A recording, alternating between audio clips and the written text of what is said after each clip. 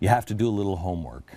And that brings me to Oprah Winfrey and what she said passing in promotion for a new movie, what she said in passing about Trayvon Martin. Now, I want you to understand, according to Forbes magazine, I'm I think number 37 most powerful celebrity in the country. She's number 1, the most influential celebrity in America. And here's what number 1 just said. It's so easy during this time, Trayvon Martin parallel to Emmett Till, let me just tell you. In my mind, same thing. But you can get stuck in that and not allow yourself to move forward and to see how far we've come. Okay, so here she's saying some part of it good, part of it unbelievably wrong, unbelievably offensively wrong. But does the truth matter? Most people don't know history, and so they don't know.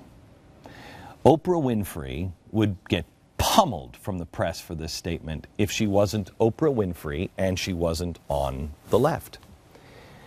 To say that Trayvon Martin's death is no different than Emmett Till is a slap in the face of the memory of Emmett Till and anyone who suffered during segregation and the civil rights era. But she's Oprah Winfrey, so she gets away with it. But not on this program. These are two cases that are absolutely, they have nothing in common. I can't think what they have in common. Honestly, nothing. Let's compare here. George Zimmerman saw what he thought was a suspicious person. Suspicious because he was roaming the neighborhood late at night in the rain. He calls 911. He tries to locate an address. At some point, he encounters Trayvon Martin and a struggle ensues.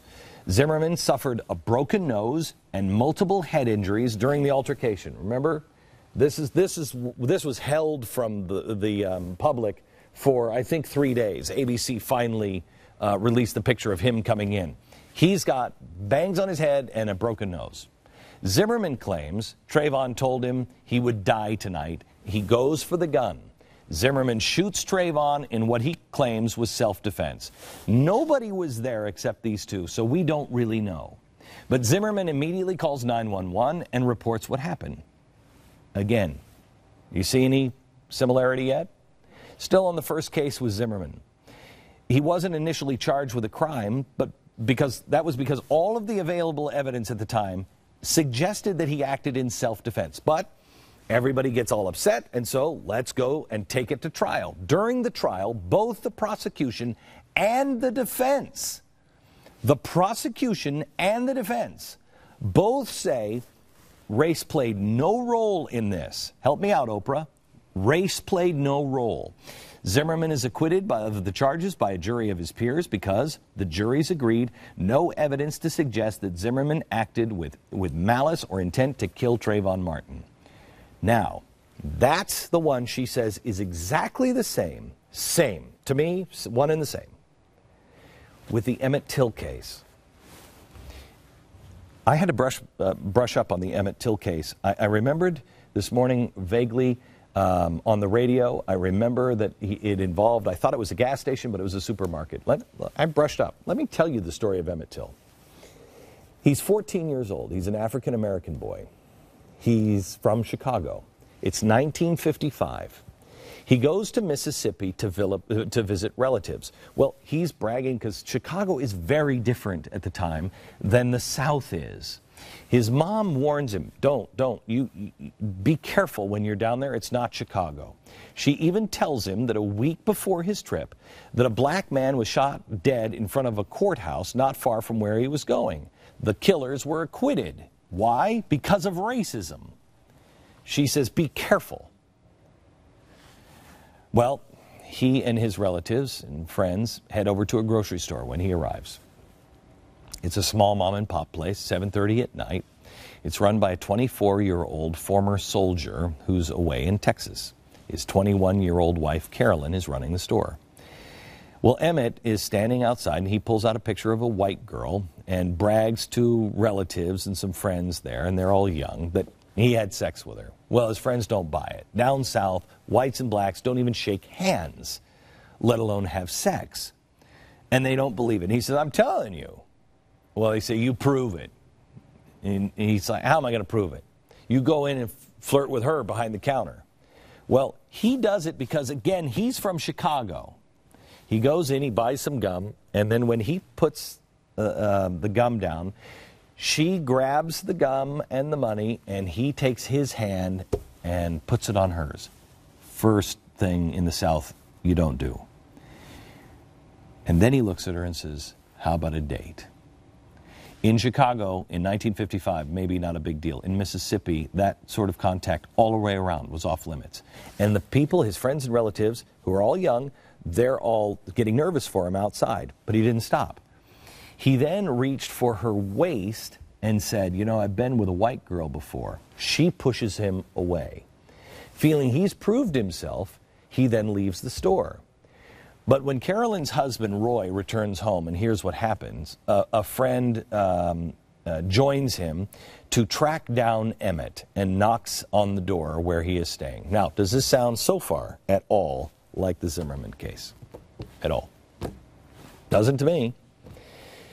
Well, this is where these two guys, racists, knocking on the door. They demand to see the N-word who did all the talking. And they take Emmett out to a pickup truck and they drive off into the night. Does that sound like the Zimmerman case? They bring him over to Roy's house where they pistol whip him, beat him with a gun, slashing his face hard with the gun. Emmett's defiant. He's from Chicago. And Roy's friend become enraged. He explained it later after the trial because of double jeopardy. He actually was open about it. And he explained it in Look magazine. This is what he said.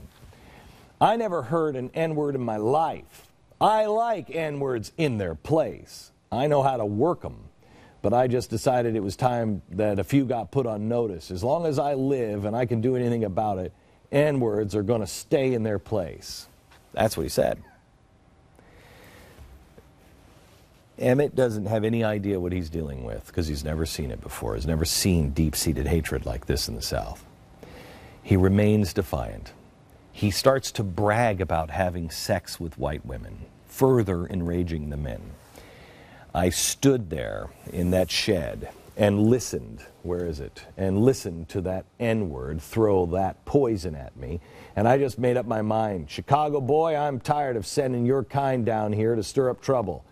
GDU, and I'm going to make an example out of you, just so everyone can know how me and my folks stand. They're no longer trying to scare him. They've made the decision to murder Emmett. Does this sound like what George Zimmerman did? But wait, there's more. They then take Emmett out and drive him to a ginning company. I find it ironic that if I remember right, it was the Progressive Ginning Company. There they grab a large industrial fan that had been discarded and they drive him to a remote location. They force him to strip. They say to him, you still as good as I am? He says, yes. Now, he's covered in blood. His cheekbones had been broken at this point. They had taken a finger and gouged one of his eyes out. You still had white women? Yeah, he says. Rage, hatred, racism. They put a gun and shoot him in the head. Emmett's dead instantly. But they still weren't done. They take barbed wire and they run it around Emmett's neck and they attach it to the fan and then they throw his body into the river. 3 days later, fishermen find his body 8 miles downstream. His head is almost flattened by the pistol blows. Emmett's mother insisted, good for her, on an open casket so the whole world, before I show you this picture, don't put this picture up yet, so the whole world would never ever forget, so they could see what happened. I'm going to show you this picture, but I warn you, look away because it's not a picture you can unsee. This is what Mom wanted us to see. Now you tell me this has anything to do with Zimmerman, that this is anything like it.